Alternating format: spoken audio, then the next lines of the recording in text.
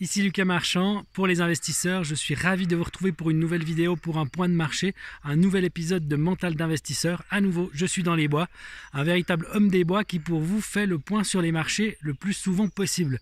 Pour ceux qui se posent la question de la raison pour laquelle j'ai le droit d'aller dehors, c'est parce que j'habite en Suisse. Il y a eu quelques personnes qui ont fait des commentaires sous les vidéos.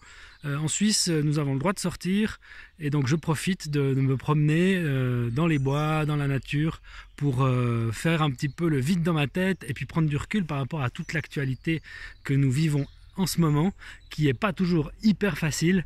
Donc l'important pour moi, c'est de garder de la hauteur, c'est la philosophie des investisseurs. Donc une promenade, un peu de sport, ça fait toujours du bien pour garder le moral, mais aussi pour garder un bon mental. Pour un investisseur, le mental, c'est hyper important. Gardez bien ça en tête, travaillez votre stress, travaillez votre état d'esprit, soyez toujours prêt à toutes les situations et surtout restez en maîtrise. Si vous voyez que votre stress monte trop lors des phases de marché difficiles, ce n'est pas un bon signe, ça veut plutôt dire qu'il faut réduire vos positions, qu'il faut freiner, regarder les cours d'action moins souvent. C'est quelque chose qui est vraiment capital, donc souvenez-vous-en. La semaine dernière et en début de semaine, je vous parlais des plans d'action des États et des banques centrales pour injecter de la monnaie dans l'économie, pour sauver les entreprises, pour prêter de l'argent aux entreprises en difficulté, pour parfois, dans certains cas aux États-Unis, donner de l'argent directement dans la poche des contribuables. Toutes ces choses-là étaient bien avancées, mais encore en partie en suspens lundi quand je vous ai parlé la dernière fois. Aujourd'hui, tout ça est quasiment fait, les choses avancent très très vite et on a aux États-Unis le stimulus package qui est passé finalement assez rapidement, je crois le lendemain de ma vidéo. C'est quelque chose que j'avais prédit, je savais qu'il était indispensable pour la droite comme la gauche américaine de faire passer ça et de ne pas passer pour le camp qui aurait freiné l'aide d'urgence aux entreprises et aux citoyens américains. Donc c'est signé.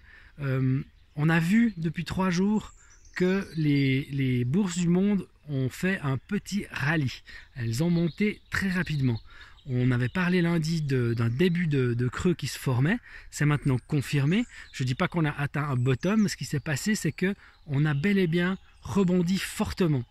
Rebond technique, rebond définitif, impossible de le dire. Ce qui est sûr, c'est que c'est un très bon exemple de la manière dont les marchés peuvent remonter dès lors que l'optimisme revient. Vous avez vu que, en fait, en quelques jours, on perd déjà des dizaines de pourcents sur les positions qu'on aurait pu vendre.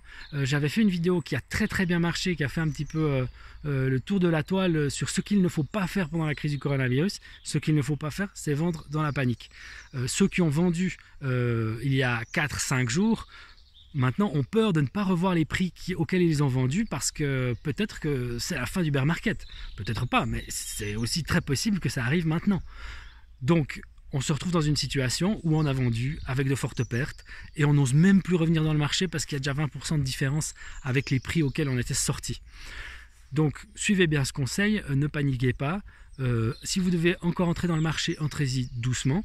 On garde à l'esprit qu'on peut repartir à la baisse, bien entendu. On peut même aller plus bas que ce qu'on a vu la semaine dernière. Tout reste possible. C'est toujours ça qui est important, c'est de garder vraiment cet état d'esprit d'ouverture, de savoir que tout peut arriver et donc d'investir en conséquence selon sa capacité à supporter tous les scénarios. Une chose qui est intéressante avec ce rebond qui est très puissant, ça fait depuis 1933 de ce que j'ai lu qu'on n'a pas vu un rebond aussi puissant et surtout aussi rapide. C'est vraiment amusant parce que ça illustre tout à fait ce que je vous expliquais sur la rapidité des rebonds. C'est quelque chose qui est vraiment qui se passe en quelques jours et le jour où le bear market va vraiment être terminé, on sait qu'on va avoir un scénario qui ressemblera à ça et on sait que beaucoup d'investisseurs vont être laissés sur le bord de la route parce qu'ils auront mal géré leur timing, ils auront voulu faire du market timing et ils se seront lamentablement plantés. Donc si vous le faites et que vous savez exactement ce que vous faites, vous avez ma bénédiction. Si vous n'êtes pas un professionnel, si vous n'êtes pas extrêmement expérimenté, ne prenez pas ce genre de risque et optez pour des stratégies plus sûres et surtout qui vont demander beaucoup moins de compétences en bourse. Depuis quelques jours, je me suis amusé un petit peu à observer comment les pessimistes réagissent à ce rebond. C'est assez amusant, comment ils réagissent aussi en général à cette crise. Alors évidemment, on sent une jubilation, beaucoup sont très contents de voir une catastrophe. C'est toujours à la fois triste mais aussi comique à voir. Donc je me suis amusé à mettre de côté toutes les interventions les plus folles que j'ai vues de la part de ces gens-là. C'est amusant parce que maintenant que ça rebondit, on sent qu'ils deviennent nerveux et que le grand bear market qu'ils attendaient depuis si longtemps peut-être est prétérité. Alors ils disent qu'on va vers un rebond technique, que c'est sûr de toute façon on ira plus bas.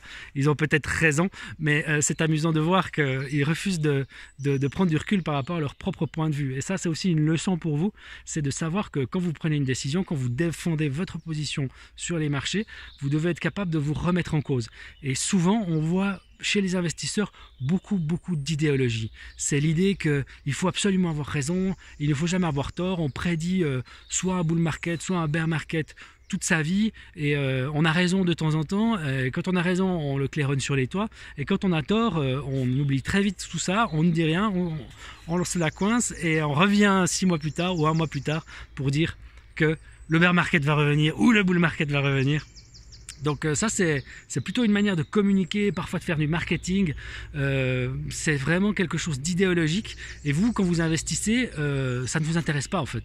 Ce qui vous intéresse, c'est ce que font les gens. Et donc il faut regarder que font les investisseurs réellement. Que quelqu'un vous dise qu'il est sûr que c'est la fin du monde, qu'il est sûr que l'euro va disparaître, j'ai pu lire ça, que nous allons faire une récession pire que celle de 1927, j'ai lu ça, que nous sommes sûrs que nous allons vers le pire, nous en sommes certains. Dès que quelqu'un vous dit ça, vous pouvez sentir le piège, vous pouvez savoir que soit c'est un journaliste qui veut faire du clic, soit c'est une personne dont le business ou le fond de commerce est de faire peur.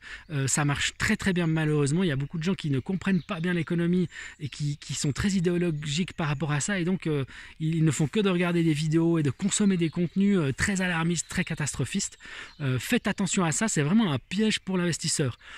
J'ai une mentalité de boule, je pense toujours que les marchés montent sur le long terme, ce n'est pas pour ça que je pense qu'ils ne vont pas descendre et que ce ne serait pas justifié. Et ce n'est pas pour ça non plus que je dis que tous ceux qui ne sont pas d'accord avec moi sont des idiots. Dès que vous avez ce genre de discours très diabolisant, vous savez que vous n'êtes plus sur de la rationalité, vous êtes sur quelque chose qui n'est pas bon pour vous en tant qu'investisseur et qui ne cherche pas à vous aider. Donc ça, c'est important de bien le comprendre. J'avance, donc on a parlé d'un rebond.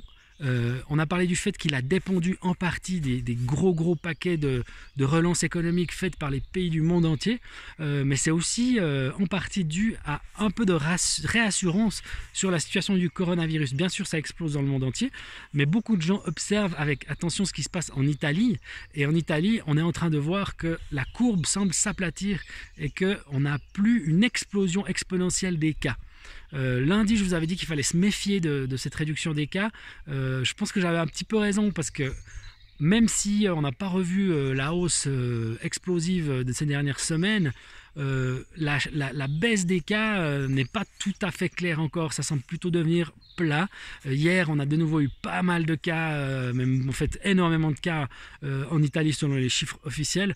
Donc méfiance, tout reste possible.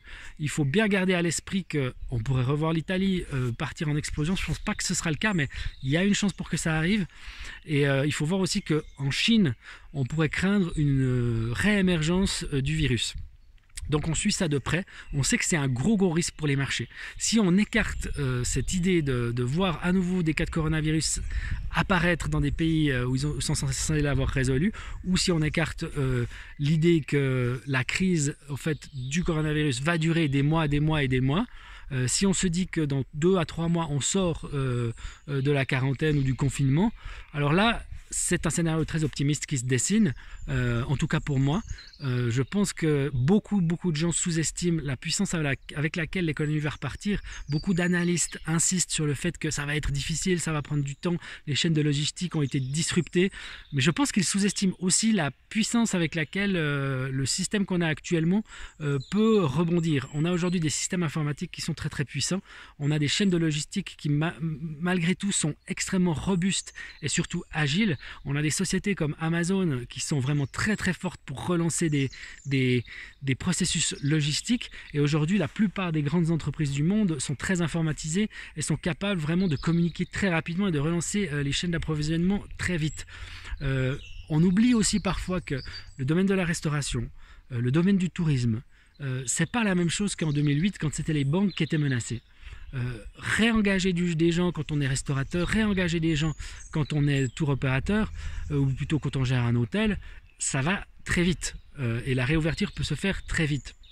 Donc il faut aussi garder, je pense, ça à l'esprit, c'est que non seulement les États vont tout faire pour relancer ces secteurs de l'économie, mais en plus ce sont des secteurs qui par nature sont très décentralisés et donc peuvent rebondir très vite. Tant qu'on n'a pas une menace qui vient peser sur les banques, où on a suffisamment de faillites, de défauts et de choses comme ça qui viennent menacer vraiment l'équilibre financier du monde, je pense qu'on reste dans un scénario, même si ça s'éternise un petit peu, où on va avoir un rebond très très fort et qui forcément va être sous-estimé par les investisseurs. Ça c'est mon hypothèse à moi, et c'est pour ça que particulièrement sur cette crise, on aura peut-être moins de temps pour rentrer qu'on le pense. Je vu pas mal d'analystes qui disent on a le temps, on peut rentrer très doucement, on peut encore n'acheter encore rien, attendez que techniquement on soit de nouveau dans une pente ascendante. Ils ont probablement raison, il faut bien l'avouer, mais en même temps, si par hasard ce qu'on est en train de voir se dessiner maintenant est un creux définitif et qu'on ne va pas aller plus bas, et bien là ils se trompent et on aura un marché dans lequel il va être difficile de re-rentrer pour les investisseurs. Donc voilà, à vous de faire la balance entre ces deux scénarios possibles. Surtout, ne rentrez pas dans un scénario dans lequel vous imaginez que pendant les 3 prochaines années, on est dans une phase baissière. Ça ne va pas arriver. Si ça arrive, ma foi, je ravalerai ma langue, mais pour moi, les chances sont quasi nulles. Et c'est vraiment sur la réalité qu'on doit travailler et pas sur les fantasmes ou l'idéologie. Faites bien attention encore une fois à cette idéologie. Je passe beaucoup de temps à regarder ce qui se dit. Je vois vraiment des analystes, parfois qui ne savent pas de quoi ils parlent, parfois qui sont tout simplement eux-mêmes beaucoup dans l'émotion, beaucoup dans l'opportunisme de pouvoir inquiéter les gens, faire du clic, faire des vues, se rendre parfois célèbre avec ça, ou bien parfois il y a simplement un phénomène d'imitation. On se dit si je prédis le pire comme les autres, on ne pourra pas venir m'accuser de ne pas l'avoir vu venir, et puis je pourrais toujours me vanter d'avoir prédit le crash une fois qu'il sera arrivé. Et ça, pour vous en fait, comme je vous l'ai dit, c'est pas intéressant. Donc gardez la mentalité d'investisseur, gardez l'idée que l'économie est forte, que les marchés montent, que les entreprises sont très agiles et que les marchés mondiaux sont aussi gigantesques. Les humains continuent à être des humains, ils vont continuer à avoir envie de consommer, il n'y a aucun doute là-dessus. Donc gardez bien ça à l'esprit, investissez en conséquence. On se retrouve lundi prochain pour un nouvel épisode de Mental d'Investisseur. Reposez-vous bien ce week-end. N'hésitez pas à vous abonner à ma newsletter, c'est gratuit. Il y a plein d'offres sur des publications assez fantastiques à des prix défiant toute concurrence. N'oubliez pas de liker cette vidéo, n'oubliez pas de vous abonner et surtout de me laisser un commentaire, ça me fait très plaisir de recevoir vos questions. J'essaye d'y répondre quand je peux, j'ai pas beaucoup de temps en ce moment parce qu'il se passe beaucoup de choses, mais quand je peux, je réponds assez rapidement. Et c'est toujours très très apprécié, ça m'encourage à continuer. Donc n'oubliez pas de garder votre mentalité d'investisseur et surtout, on se voit lundi.